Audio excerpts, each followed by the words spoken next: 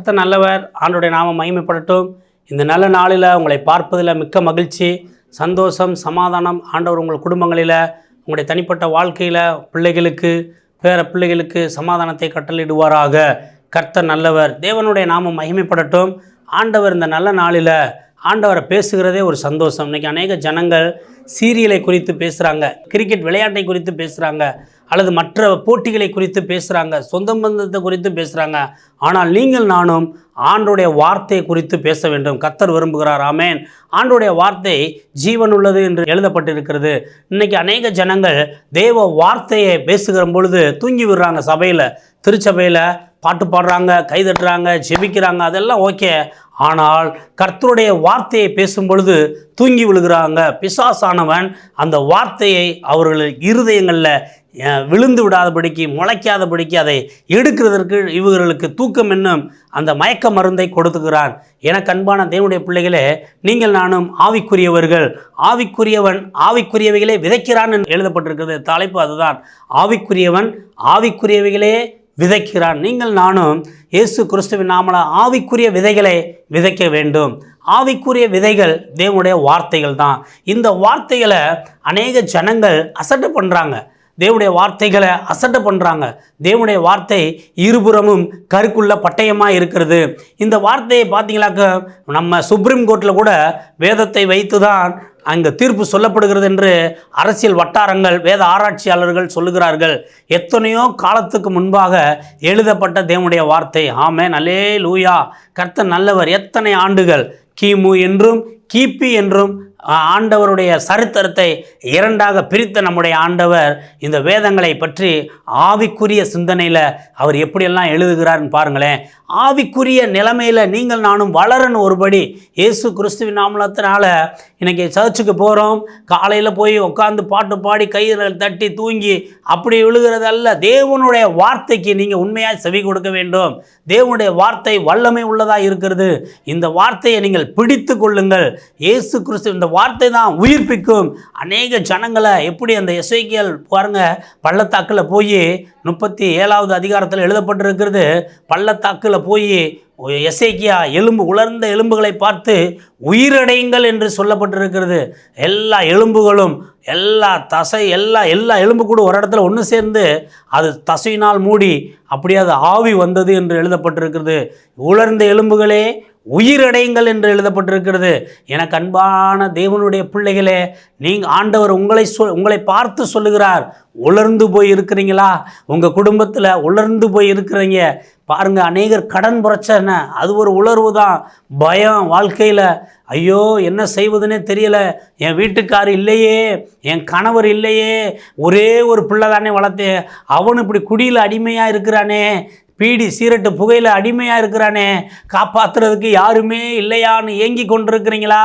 கர்த்தர் உங்களை பார்த்து சொல்லுகிறார், உலர்ந்த எலும்புகளே உயிரடைங்கள் என்று சொல்லுகிறார்.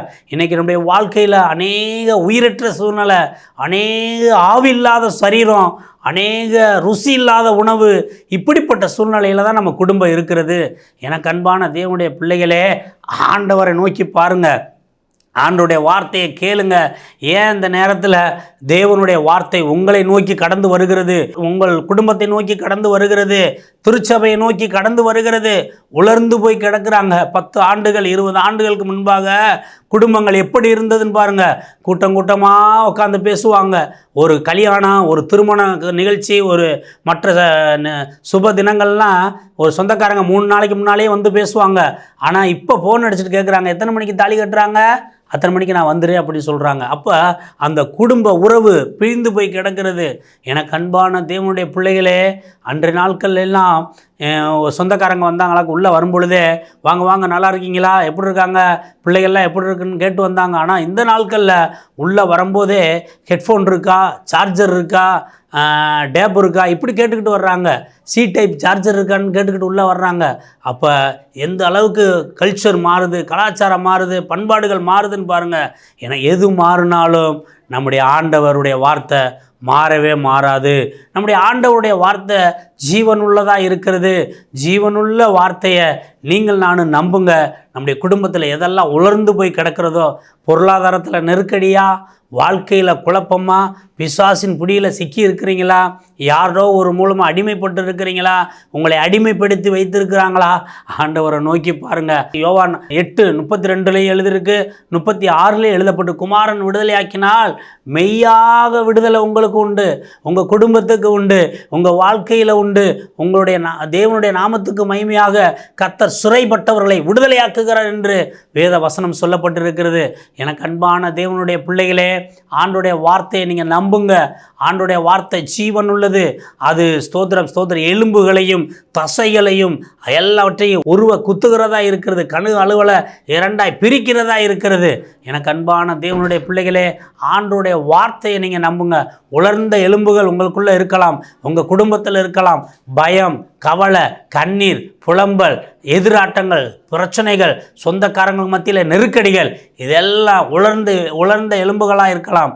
ஆனால் அதிலிருந்து நீங்கள் விடுதலை பெற முடியும். ஆண்டோடைய வார்த்தை வந்துச்சுன்னா உங்களுக்கு எனக்கு ஸ்தோத்திரம் ஒரு விடுதலை கிடைக்கும். முதலாவதாக உலர்ந்த எலும்புகளை கர்த்தர் மாற்றுகிறார். குடும்ப சூழ்நிலையில் இதெல்லாம் உங்கள் உலர்ந்த எலும்புகளாக இருக்கிறதோ அதை கர்த்தர் மாற்றுகிறார். ரெண்டாவதாக ஆவியின் கனிகள் நிறைந்த வாழ்க்கையை நீங்கள் நானும் வாழ வேண்டும். ஆவிக்குரிய கனிகள் கொடுக்க வேண்டும். அன்பு, சந்தோஷம், சமாதானம், இது தேவன் நம்மளுக்கு கொடுக்கிறது. அன்பு, சந்தோஷம், சமாதானம், இது தேவனிடத்திலிருந்து தான் வருது. சமாதானத்தை யார் கொடுக்கிறார்? தேவன் கொடுக்கிறார். அன்பு யார் கொடுக்கிறார்? யோவான் 3:16 எழுதப்பட்டிருக்கிறது, தேவன் தம்முடைய ஒரே பேரான குமாரனை விசுவாசிக்கிறவன் எவனோ அவன் கெட்டு போகாமல் நித்திய ஜீவனை அடையும்படிக்கு அவரை தந்துருளி இவ்வளவாய் உலகத்தில் அன்பு கூர்ந்தார். அன்பு யார் கொடுக்கிறார்? ஆண்டவர் கொடுக்கிறார். சமாதானம் யார் கொடுக்கிறார்? அவரே சமாதானக்காரன் என்று எழுதப்பட்டிருக்கிறது. அன்பு, சந்தோஷம், சந்தோஷத்தை யார் கொடுக்கிறார்?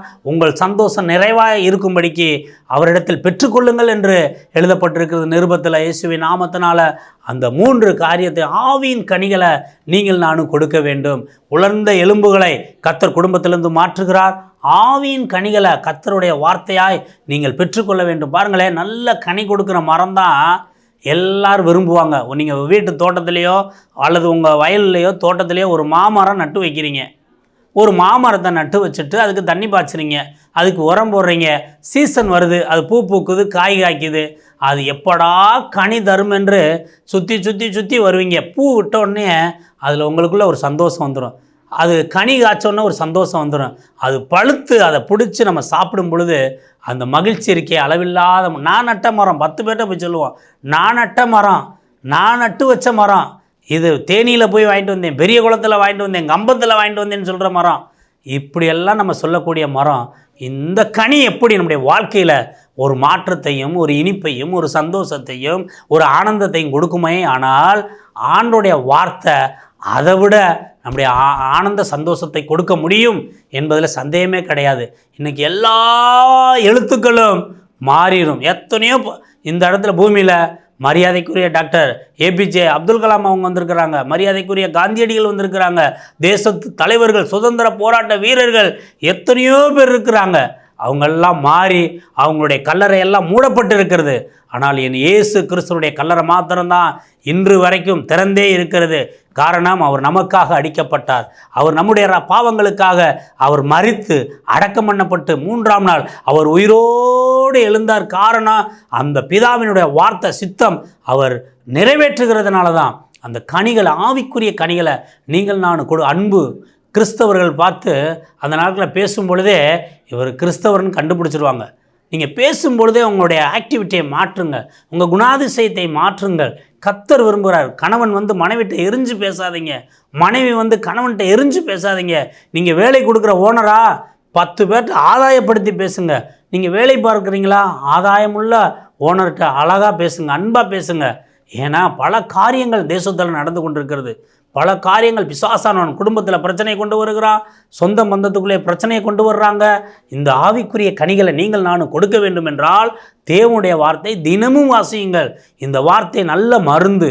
இது ஆரோக்கியத்தை உண்டு பண்ணும் என்று வேத வசனம் எழுதப்பட்டிருக்கிறது. நித்திய ஜீவ வசனங்கள் உம்மிடத்தில் உண்டே என்று எழுதப்பட்டிருக்கிறது. அது மாத்திரமல்ல, இந்த ஜீவ வசனங்களைத்தான் அநேகர் நாடி தேடி ஓடுறாங்க. எங்கெங்கேயோ என்னென்னமோ செய்கிறாங்க ஜனங்கள். நீங்கள் பார்த்தீங்களாக்க தெரியும், ரோட்டு ஓரங்கள்லாம் நடந்துக்கிட்டே இருக்கிறாங்க. நான் எப்போ சொன்னாலும் இந்த வார்த்தையை நான் சொல்லுவேன்.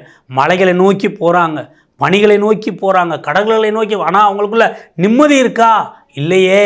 இயேசு கிறிஸ்து சொல்லுகிறார், நீ தேடும் நிம்மதி என்னிடம் உண்டு. வருத்தப்பட்டு பாரம் சுமக்கிறவர்களே எல்லாரும் என்னிடத்தில் வாருங்கள், நான் உங்களுக்கு இளைப்பாறுதல் தருகிறேன் என்று சொல்கிறார். ஆண்டவரை நோக்கி வந்தவங்களை தேவன் வெட்கப்படுத்த மாட்டார். ஆண்டுடைய வார்த்தை கனிகளை உலர்ந்த எலும்புகளெல்லாம் உயிர் வரச் செய்கிறார். முதலாவது. ரெண்டாவது, ஆவிக்குரிய கனிகளை கொடுக்கிறார். மூன்றாவது, பயத்திலிருந்து விடுதலை தருகிறார். இன்னைக்கு எத்தனை ஜனங்கள் பயந்து போய் இருக்கிறாங்க. வாழ்க்கையில் என்ன நடக்க போகுதுன்னே தெரியல. வெளிநாடுகளில், வெளி தேசங்களில் யுத்தங்கள் நடந்து கொண்டிருக்கிறது, போராட்டங்கள் நடந்து கொண்டிருக்கிறது, புதிய புதிய வைரஸ் நோய்கள் பரவி கொண்டிருக்கிறது, புதிய புதிய வியாதிகள் வந்து கொண்டிருக்கிறது. பயமாக இருக்கிறது. இது சிக்கன் ரைஸ் சாப்பிடாத, சிக்கனை சாப்பிடாத, மட்டனை சாப்பிடாத, முட்டை சாப்பிடாதன்ற ஒரு கூட்டம் பயமுறுத்தி கொண்டே இருக்கிறாங்க. டாக்டர்கிட்ட நடந்து போங்கன்றாங்க.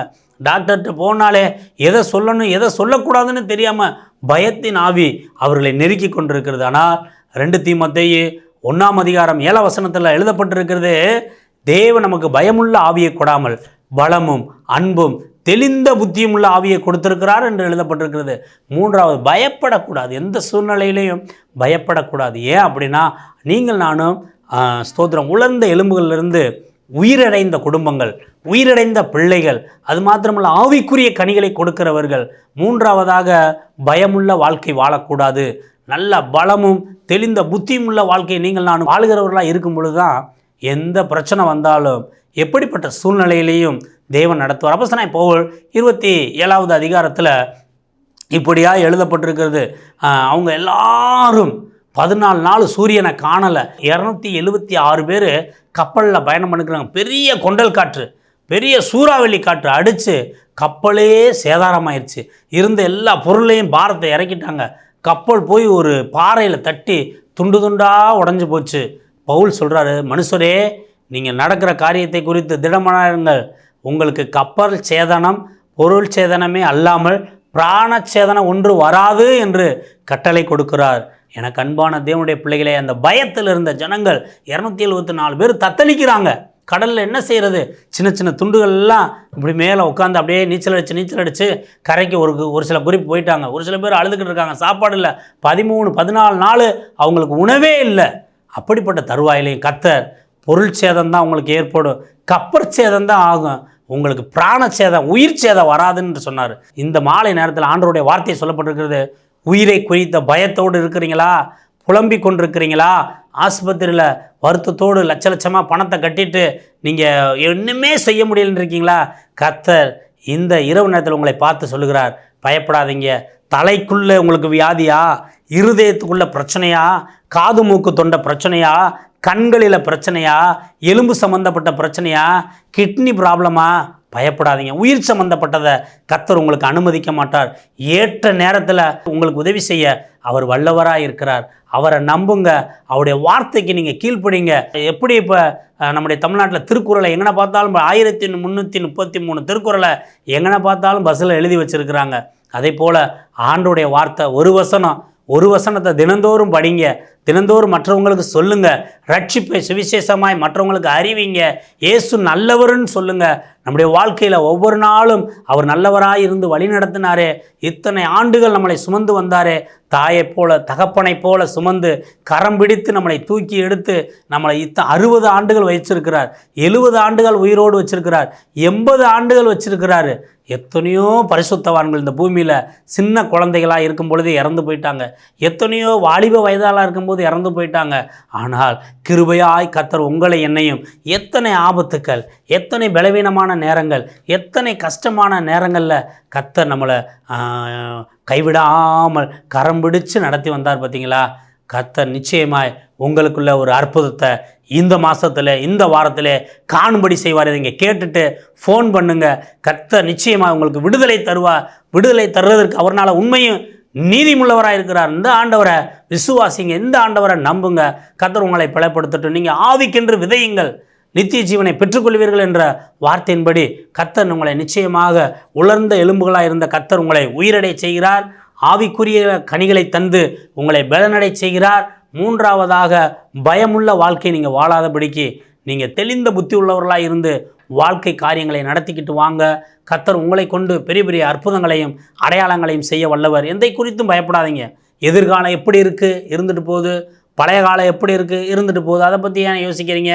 நடக்கிறதெல்லாம் நடந்ததெல்லாம் நன்மையாகவே நடந்தது, நடக்க போகிறதெல்லாம் நன்மையாகவே நடக்கும் என்று யோபு சொன்னது போல நீங்கள் நானும் ஆண்டவரிடத்தில் எவ்வளவு பாடுகள் எவ்வளவு பிரச்சனைகள் இந்த உலகத்தில் இருந்தாலும், யோவான் எழுதின சுவிசேஷம் 16வது அதிகாரம் 33வது வசனத்தில் எழுதப்பட்டிருக்கிறது, உலகத்தில் உபத்திரம் உண்டு, ஆனாலும் திடன் கொள்ளுங்கள், நான் உலகத்தை ஜெயித்தேன் என்று நம்முடைய ஆண்டவர் ஜெயத்தை கொடுக்கிறவர். அதனால தான் என்னுடைய பேரே ஜெயராஜ்னு எங்கள் அம்மா வச்சுருக்கிறாங்க. நான் ஒரு இந்து குடும்பத்தை சேர்ந்தவன் தான், ஆனாலும் தேவனுடைய நாமத்தை தரித்து இன்றைக்கு ஜெயராஜ்னு வைக்கிறதுக்கு காரணம் ஜெயத்தை கொடுக்கிற கர்த்தர் என்னோடு கூட இருக்கிறார். என்னை போல நீங்களும் ஆண்டவரை விசுவாசிங்கள், ஆண்டுடைய வார்த்தையை நம்புங்கள், ஆண்டவரை கனப்படுத்துங்கள். கர்த்தர் உங்களை கொண்டு செய்கிற காரியங்கள் பயங்கரமாக இருக்கும். உங்கள் குடும்பத்தை ஆற்றி தேற்றி அரவணைத்து வழிநடத்த அவர் வல்லவராக இருக்கிறார். நம்முடைய ஆண்டவர் நன்மை செய்கிறவர். சோர்ந்து போகிறவனுக்கு அவர் பலன் கொடுக்கிறார். சத்துவம் இல்லாதவனுக்கு சத்துவத்தை பெருக பண்ணுகிறார் நம்முடைய ஆண்டவர் என்று வேதவசனம் எழுதப்பட்டிருக்கிறது. இதை கேட்டுக்கொண்டிருக்க ஒவ்வொரு பிள்ளைகளுக்கும் ஆண்டவர் தாமே குடும்பத்தோடு இருந்து ஆசீர்வதித்து பலப்படுத்துவாராக. கர்த்தர் நல்லவர். ஜெபிப்போம். எங்கள் அன்பின் ஆண்டவரே, இந்த நல்ல நாளுக்காக ஜெபிக்கிறோம். இந்த நாளில் தேவனுடைய வார்த்தைக்காய் ஸ்தோத்திரம். இந்த வார்த்தை ஜீவனுள்ளதாக இருந்ததுக்காய் ஸ்தோத்திரம். இந்த வார்த்தை உலர்ந்த எலும்புகளை உயிரிடைய பண்ணதுக்காய் ஸ்தோத்திரம். ஆவிக்குறிகளை கனிகளை கொடுக்கிற வார்த்தையாக இருந்ததுக்காய் ஸ்தோத்திரம். பயமுள்ள வாழ்க்கை வாழாதபடிக்கு தெளிந்தவர்களாக இருந்து உங்கள் நாமத்தை உயர்த்துக்கிறதுக்காய் ஸ்தோத்திரம். ஆசீர்வதிங்க, உங்கள் நாமத்தை உயர்த்துங்க, மகிமைப்படுத்துங்க, மேன்மைப்படுத்துங்க, ஆசீர்வதிங்க. இயேசு கிறிஸ்துவின் நல்ல நாமத்தில் ஜெபிக்க நல்ல பிதாவே. ஆமேன், ஆமேன், ஆமேன். கர்த்தர் நல்லவர். தொடர்ந்த நிகழ்ச்சியை பாருங்கள், மற்றவர்களுக்கு அறிமுகம் செய்யுங்கள். அநேக ஃபோன் பண்ணி எங்களுக்காக ஜெபித்துக் கொள்ளுங்கள் பாஸ்டர் என்று சொல்லுகிறார்கள். மிக்க நன்றி. பல மாவட்டங்கள்லேருந்து பல ஊர்கள்லேருந்து எங்களுக்கு ஃபோன் கால்ஸ் வருகிறது. நீங்களும் ஃபோன் பண்ணி எங்கள் இடத்துல ஜெபித்துக் கொள்ளுங்கள். கர்த்தர் உங்களோடு இருந்து குடும்பத்தை ஆசீர்வதிப்பாராக. ஆமேன். கர்த்தர் நல்லவர்.